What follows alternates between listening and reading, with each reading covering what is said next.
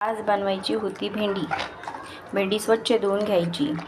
त्यानंतर छोटे छोटे काप करून भेंडी कट करून घ्यायची. हिरवी मिरची, लसूण, शेंगदाणे, बारीक चिरलेली कोथिंबीर घ्यायची. हिरवी मिरची, लसूण, शेंगदाणे मिक्सरला वाटून घ्यायचे. थोडेसे जाडसर ठेवायचे शेंगदाणे. तेल गरम झालं की त्यामध्ये मोहरी घालायची. मोहरी छान तडतडून द्यायची. थोडंसं जिरं घालायचं.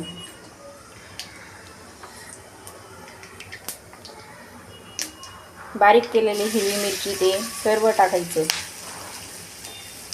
छान परतवायचं.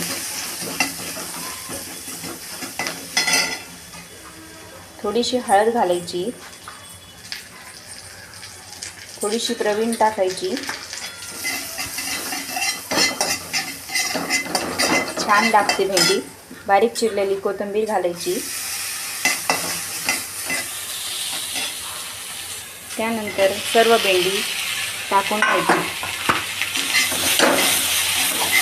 सर्व मिक्स करून घ्यायचं. सर्व एकजीव करून घ्यायचं. चवीनुसार मीठ घालायचं. त्यानंतर झाकण ठेवायचं. मधून बघायचं भेंडी शिजली की नाही. आपली भेंडीची भाजी तयार आहे. झाकण काढून थोडा वेळ थोडी परतवून घ्यायची.